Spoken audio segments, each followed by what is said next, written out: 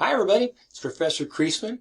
This presentation is going to be what I call Dividing the Founding Brothers. It's basically a conversation and a presentation tool that I created for actually a competition where I was chosen one of the top 3 professors in the state of Florida.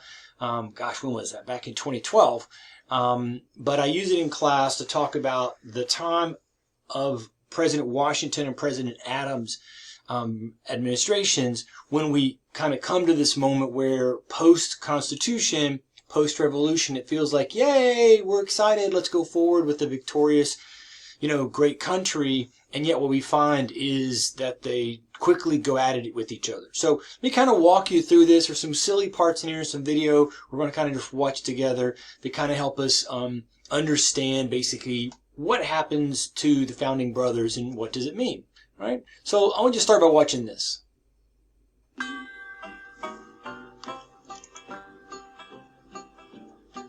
In 1787, I'm told our founding fathers did agree to write a list of principles for keeping people free. The USA was just starting out a whole brand new country. And so our people spelled it out, the things that we should be. We the people, in order to form a more perfect union, establish justice, ensure domestic tranquility,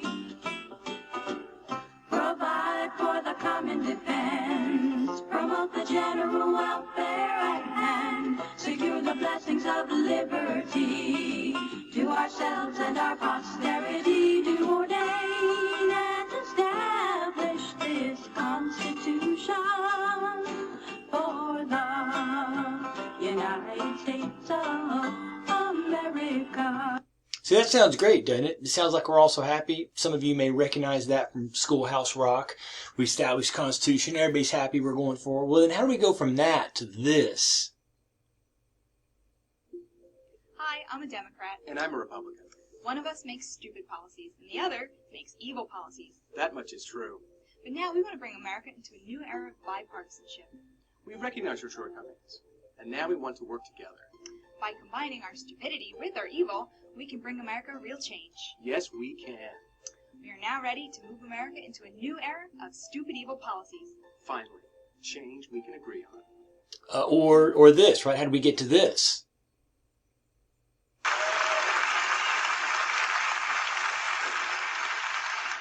We have a two-party system. The Democratic Party, which is a party of no ideas, and the Republican Party, which is a party of bad ideas. And the way it works is the Republican stands up in Congress and goes, I got a really bad idea. And the Democrat says, and I can make it shittier. So, obviously we're looking in 2012 and people are like going, what the heck's happened?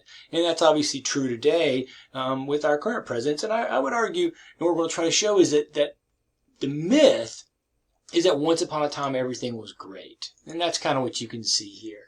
Once we were unified, everybody was together. And then we have these few moments when a few people ruin it for everybody. And yet, that's not really true. Instead, there never really was a once upon a time.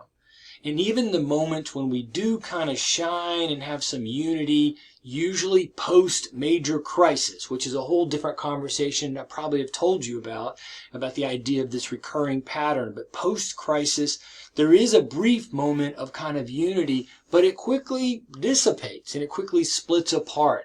So there never really was this time when we were this way, when everybody's all happy. Instead, the Founding Brothers are always kind of split. And you can see it in today, you can see it in the 1950s, you can see it in the 1960s, you can see it in the 1870s, you can see it in the 1850s. And it was true even here under President Washington and President Adams. So let's kind of walk our way backwards. So we're going to go all the way back through and kind of walk you up to the time of the Constitution and then show you what happened under Washington, right? So if you go back and remember, once upon a time, they were just the colonists. Now, I've often said, if I could fix this, what I would do is say this part up here ought to be like 13 or 14 different lines. But for argument's sake, it's the one line, right? So the colonists, everybody's happy. We're all kind of pursuing this thing. And yet, as we saw in our conversations, by the 1760s, there begins to be this split. And the split is between the two groups. One, the patriots, who want to try to create something new, and the other, the loyalists, who are quite happy living in literally the most free liberal society in the whole world. But they split over it, and of course, as we've already talked about, and we've already seen in some of our assignments, that ends up in what we call the American Revolution, the Revolutionary War. Well, coming out of that, you'd think, okay, everything's great, right? So here, the end of the war, most loyalists leave the United States, so we're all united. So the only people who are left are the patriots. Yay! 1776, Declaration of Independence, we're all kind of together. But as we saw, that actually, they also quickly split. We kind of find ourselves going, wait, maybe not. And so in that time period, they split into two groups about what government should look like. And this we kind of just recently covered as we kind of made our way to the constitutional conversation. And we can see the two groups that came out. Remember, these are all patriots. They're all rock stars of the revolution. We're the Federalist and the Anti-Federalist. Federalist here is think of Federalist as a word having two definitions. The first definition is this. The Federalist is someone who supported the Constitution that was written in the 1787 time in Philadelphia, written mostly by Madison, who's seen as the father of the Constitution, but obviously contributed by several other important people. And as you can see, Madison, Jefferson, these people are in the Federalist group, as is Washington and Adams, and we'll see why that matters in pointing them out. Note the Anti-Federalists, they're not this small group of losers. They were actually 48% of the country. And in places like New York, in South Carolina, they actually, in Virginia, they were actually even larger. They were probably 51%. And so in Rhode Island, it's probably 70%. North Carolina was probably 65% anti-federalist. So they didn't want the Constitution. And we've kind of talked our way through that. But the Federalists win, as we know, and the Anti-Federalists go away, right? So just like we saw before, and who are the Federalists? There's Washington in this painting. Of course, over here is Alexander Hamilton, Ben Franklin, right? So in the end, the Anti-Federalists largely disappear from influence in the new government. Some of them will get elected, some will still be around, but in general, we find ourselves with this group, the Founding Brothers, and that kind of leads us to a question we'll look at in a second. However, as I'm wanting you to see in this conversation today, what ends up happening is they end up splitting into two groups.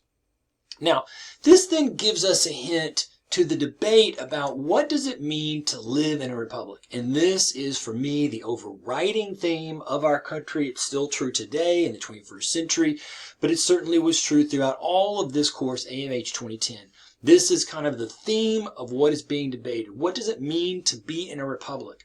Note how it's not asking about being in a democracy, because as we talked about with the Constitution, the founders were not at all interested in forming a democracy. However, as we've also talked about, is we'll see in the coming, it is this event now, they'll begin to unleash the ideas of maybe a democracy is the way to go. And this is going to be an ongoing debate that we'll have in the country to this day over what are we. And so again, it comes back to what does it mean to live in a republic.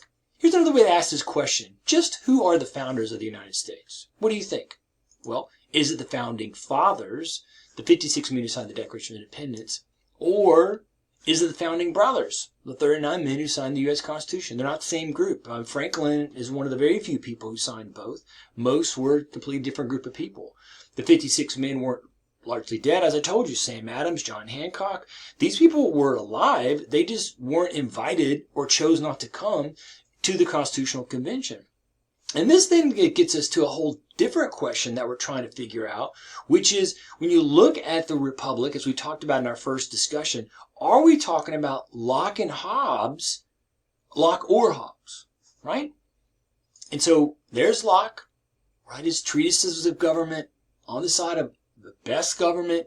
So people are naturally good or blank slate, and then as long as government doesn't screw it up, people are naturally good to one another. On the other side, there's Hobbes, there's his writing Leviathan. He says, no, people are naturally, fallen, to use the Christian terminology. Both these men are Christian, and they're seeing God in their conversation, but Locke is viewing man as a good thing, and if you have a limited government, she will naturally do what's right and won't harm anybody else. And Hobbes is like, no, in our natural shape, we will naturally be bent towards, basically acting in our own self-interest. And as I said in the discussion about Hobbes, you don't want to get lost here and think that he's somehow proposing a dictatorship or that he hates people. Both these men are reflecting, I think, a good aspect of human nature. And as I say to the class here, we live in Orlando, I-4 is down the road. Have you driven on I-4 lately? If you've driven on I-4 lately, you know Hobbes has got a point. And this, of course, then is a way to go back to the question about the founders that I just asked you by looking this way. The Declaration of Independence is a Lockean document, but the Constitution is a Hobbesian document. And so now you're kind of saying which one of these is kind of the founding document. And as we go through with Washington and Adams, this debate then will cause a tension that will be what splits the founders. All right, I'm going to pause now. We're going to do a part 2 in just a moment, and I'll pick it up right from here.